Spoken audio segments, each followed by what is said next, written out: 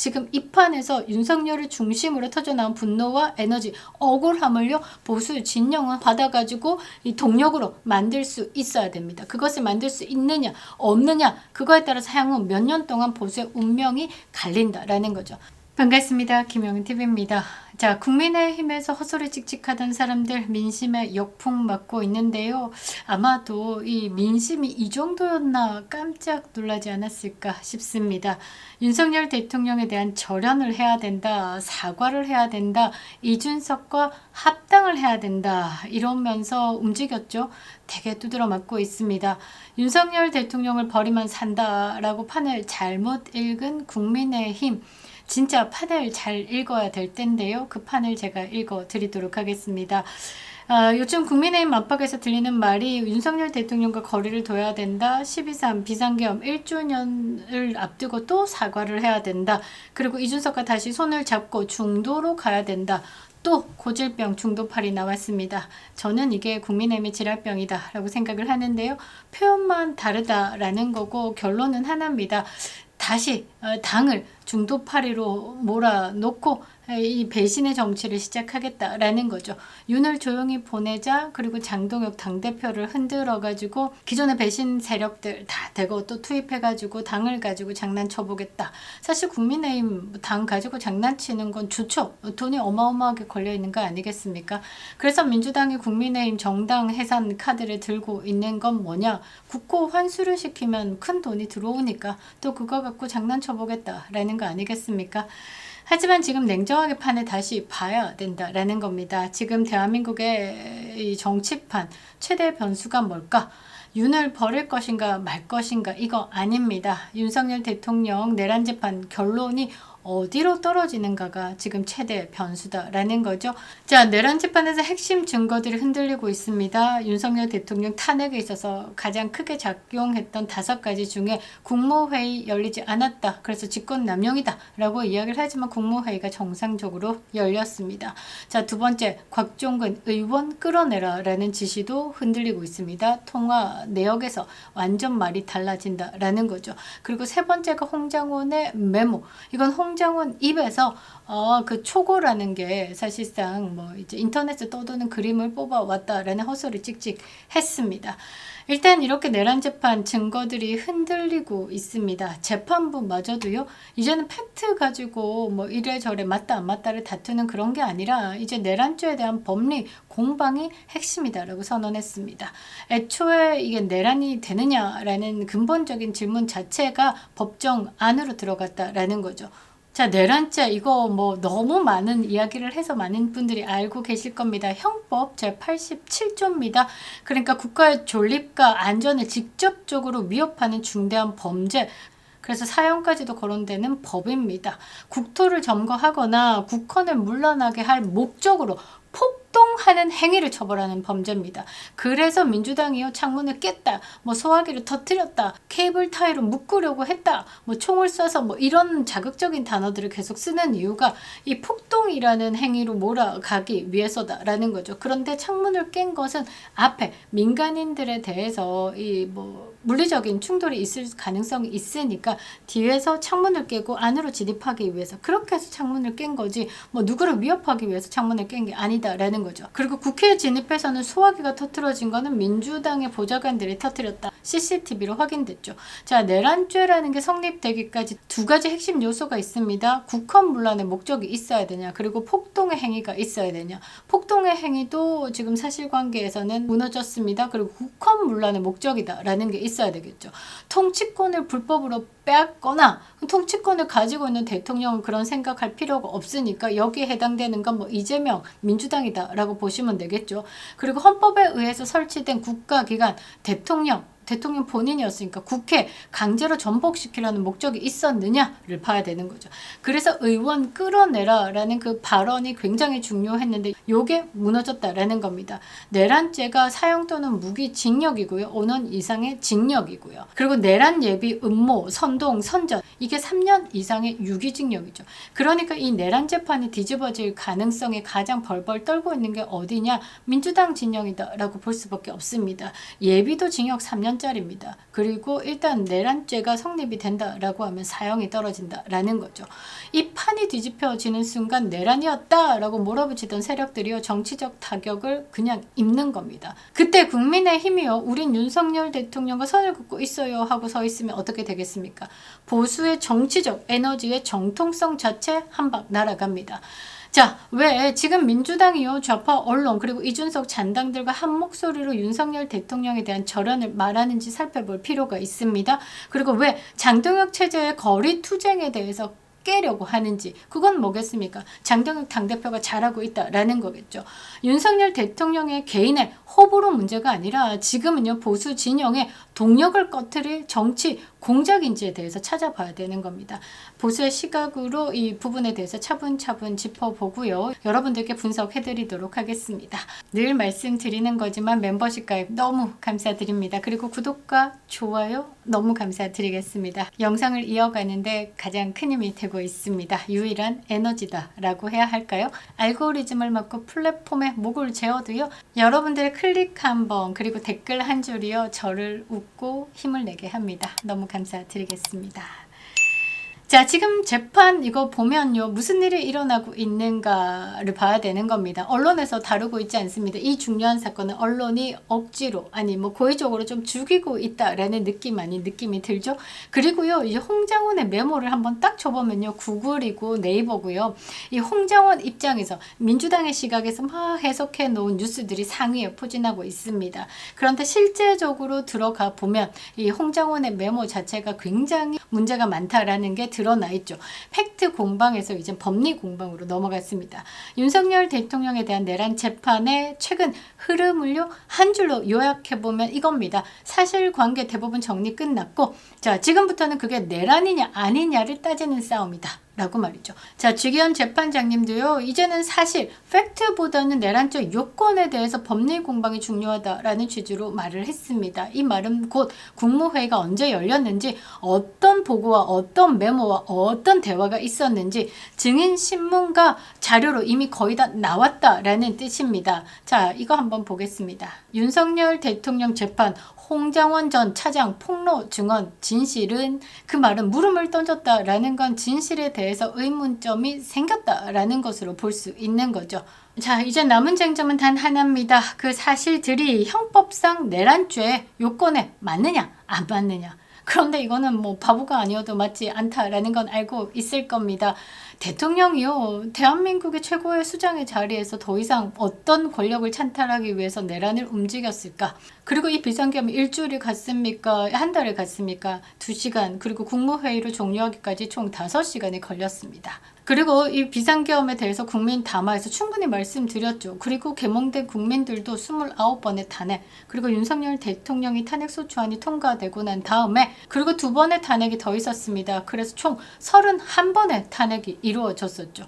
헌정사 78년 동안요 총 21번의 탄핵이 있었습니다. 그런데요 이 윤석열 정권의 3년 동안 토탈 31번의 탄핵이 있었습니다. 이거는 뭔가 잘못돼도 잘못된 거죠. 과하다를 넘어서요 이제 심했다를 넘어서요 이건 무슨 목적으로 이랬을까에 대해서 여러분들이 생각을 해야 된다라는 거죠. 자, 여기서부터 정치 슬로건이 아니라요 순수 법리 싸움이 되는 겁니다. 군 지휘 통계, 이 실제로 무력 행사에 나섰는지, 국회, 사법부, 언론을 실제로 장악하려고 한 실행 계획이 존재했는지, 카카오톡의 위치 확인자 명단 수준의 자료가 체포, 처단 명령으로 둔갑하는 과정이 있었는지, 자, 이 모든 것들이요 내란 실행, 모의, 준비에 해당하는지에 대해서 좀 따져봐야 될 단계로 넘어간 겁니다. 자, 이 국면에서 가장 떨고 있는 쪽이 어디냐? 윤석열 대통령 쪽이냐? 아니다라는 거죠. 오히려 이 프레임을 밀어붙였던 사람들입니다. 퍼뜩 생각나는 이름 박선원도 있고요. 김병주도 있고요. 자, 부승찬도 막 떠오릅니다. 그리고 민주당 인사들 각각 떠오르고요. 이재명이 가장 여기서 웃었고 가장 떨고 있을 거다라고 보는데요. 자, 곽종근의 진술, 홍장원의 메모, 기둥 증거들이 흔들리기 시작했습니다. 자, 이 재판에서요 핵심 기둥 역할을 했던 2가지 곽종근 전 특수전문가 전 사령관, 이 의원 끌어내라 라는 이 진술. 12월 4일 땡땡시 20분에 이미 곽종근은 부하 직원에게 국회의원 끌어내라 라는 지시를 합니다. 그러고 12월 4일 땡땡시 31분에 윤석열 대통령과 통화를 합니다. 곽종근이 지금까지 윤석열 대통령이 의원을 끌어내라 라는 지시를 했다라고 강력하게 주장을 했죠. 제가 스크린 한번 띄워드리면요. JTBC가 신나게 다루고 있습니다. 이 영상을 쭉 보면요. 참 대단한 사람들이다. 세대가 돼서 이렇게 언론에 나와서 전 국민을 상대로 이런 이야기를 할까? 아니면 이 조작된 시나리오로 이 사람들도 어쩔 수 없이 나와서 이렇게 판읽기를 하는 것일까? 이렇게 선동을 하는 것일까 의심이 들지 않을 수가 없는데요. 자, 요 밑에 한번 헤드라인 보십시오. 곽종근 내란 재판서 윤석열 대통령이 한동훈 잡아오라 총을 쏴서 죽이겠다라고 증언했습니다. 그런데 곽종근의 진술이 시간, 타임라인이 전혀 맞지 않습니다. 그리고 헛소리나 찍찍하고 있죠. 우리는 잘 안다라는 것이죠. 김병주와 찐찐이었다라고 합니다. 그리고 김병주 유튜브에 나와가지고 박선원과 함께 그 사이에서 증언이랍시고 하는데요. 707 김현태 단장이 이런 이야기를 했습니다. 곽종근 전 특수사령관에게 민주당 의원들이 회유를 했다. 나는 그 자리에 있었다까지 이야기를 했습니다. 자, 두 번째 기둥 홍정원 전 국정원 1차장의 체포자 메모입니다. 둘 다 흔들리기 시작했죠? 자, 홍정원의 메모는 좀 심하죠? 지렁이채, 많은 조롱이 달려가지고요. 티셔츠로도 제작되기도 했습니다. 애초에 체포 대상 명단 초고라는 이름으로 탄핵 심판까지 끌고 온 메모가요. 최근에 재판에서 뭐라고 밝혀졌냐면 홍정원 본인의 입으로 이렇게 말을 합니다. 1차 메모는 폐기해서 없고 그 노란색 종이를 보면 지가 대충 흘러쓴 거와 비슷한 거를 인터넷에 보고 그래픽을 다운받아가지고 파워포인트로 만들었다. 이 말은 뭡니까? 1차 메모 없다라는 거죠. 시작점 자체가 잘못됐다라는 겁니다. 이 말 한마디로요. 지렁이 메모의 실존성과 증거 능력은 치명적인 타격을 입은 겁니다. 윤석열 대통령도 이거는 초고라고 보기 어렵다. 지렁이 글씨 운운하는 것 자체가 신뢰가 가지 않는다라고 공개적으로 반박했습니다. 여러분 사진 한번 보면요. 자, 이겁니다. 첫 번째가 홍정원이 흘렸었다라는 건데요. 처음에 진술은 공터에서 썼다. 그런데 오른손잡이 왼손잡이 그런데 자기가 전화기를 들고 있어가지고 뭐 다른 손으로 잘 사용하지 않은 손으로 썼다. 그래서 이거를 보고 사무실로 들어와가지고 보좌관에게 다시 적으라 라고 했다. 그래서 2차 메모 한번 보십시오. 이거는 뭐 점점점 모스부호 같은 거 있죠. 그리고 난 다음에 이것도 폐기했다라고 합니다. 그리고 나온 마지막 메모가 이 박선원의 필기체와 동일하다라고 판정받은 30년 넘는 베테랑이 판정을 해버린 이 박선원의 가필 메모가 뜨고 이것을 가지고 한동훈이가 콧구멍 벌렁벌렁 거리면서 신뢰하는 자로부터 이 체포 명단에 대해서 나 들었다. 왜 저를 체포하려고 했습니까? 이러면서 윤석열 대통령에게 덤볐죠. 자, 내란 프레임 기둥이었던 곽종근의 진술, 홍정원의 메모 다 흔들리고 있는 국면입니다. 그래서 지금 재판부도요. 팩트 수집 단계 끝났다. 이제 법리로 가자라고 방향을 틀은 겁니다. 자, 이 판이 뒤집어지면 누가 제일 크게 다치는가? 만약 내년 1월쯤에요. 이 선고가 내려진다라고 하면요. 또는 뭐 핵심적인 요소 일부라도 무혐의가 나오잖아요. 특히 내란 자체에 대해서 성립하기 어렵다라는 판단이 공식적으로 찍힌다라고 보면요. 정치 지형 요동칩니다. 이제 다 작살난다라는 거죠. 그때 타격을 입는 건 누구냐라는 거죠. 윤석열 대통령 내란범이다. 내란 수괴다. 라고 고함 질렀던 이준석 타격 입습니다. 그리고 내란범으로 낙인 찍어가지고 탄핵까지 밀어붙였던 이재명 정권, 민주당, 그리고 한동훈까지 12.3 비상계엄 내란을요 정치 슬로건으로 삼아가지고 거리와 언론을 장악했던 좌파리 세력들, 그리고 윤석열 대통령 버리고 가야 된다, 윤석열과 절연해야 된다, 윤석열 탈당을 운운했던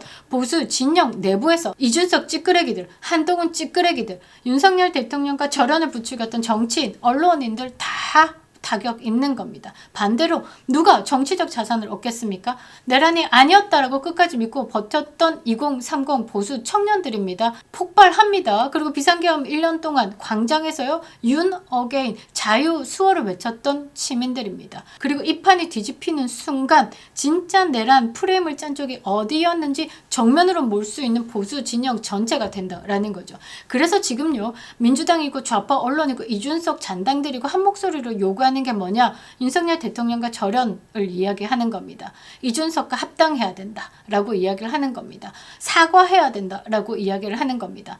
그게 뭐냐? 장동혁 체제를 흔드는 길이기 때문이죠. 내부에서 먼저요 스스로 동력을 꺼트리라라는 오더를 받고 움직이는 것이 아닐까 저는 보고 있습니다. 이게 바로 윤석열 대통령 재판 사전 차단용 정치 공작질이다라는 해석이 나올 수밖에 없는 겁니다. 자, 그래서 장동혁 당대표의 역할이 중요합니다. 지금 윤석열 대통령과 절연해야 된다, 이준석과 합당해야 된다, 이 말이 나오자마자 민심이 들끓었습니다. 역풍 제대로 맞고 있죠. 부산시장 역풍 맞고 있습니다. 그리고 서초 갑의 의뢰 조은희부터 시작해가지고 오세훈까지도 역풍 맞고 있습니다. 자, 장동혁 당대표의 역할은 뭐냐? 윤석열 대통령과 한 몸이 되라는 거 아닙니다. 판을 버티라라는 거죠. 여기서 오해하면 조금 힘든 게 윤석열 대통령이 다시 돌아온다. 윤 어게인 다시 돌아와서 그 자리에 앉는다. 그건 사실상 불가능합니다. 그래서 윤석열 대통령이 대선 주자다라고 우기는 게 아니라 윤석열 대통령이 지키고자 했던 걸 우리가 그대로 이식했다라는 것이고 우리가 윤 어게인을 외치는 게 뭐냐? 윤석열 대통령이 말하고자 했던 것을 나 이제 이해했어. 알겠어. 오케이. 우리는 그 되찾는 싸움을 할 거야. 그 각오에 대한 외침인 거다라고 계속 말씀드렸죠. 우리가 지켜내야 하는 건 윤석열 개인도 있지만요. 윤석열 대통령이 지키고자 했던 게 뭔지를 알기 때문에 눈물이 나고 자유를 외치고 있는 겁니다.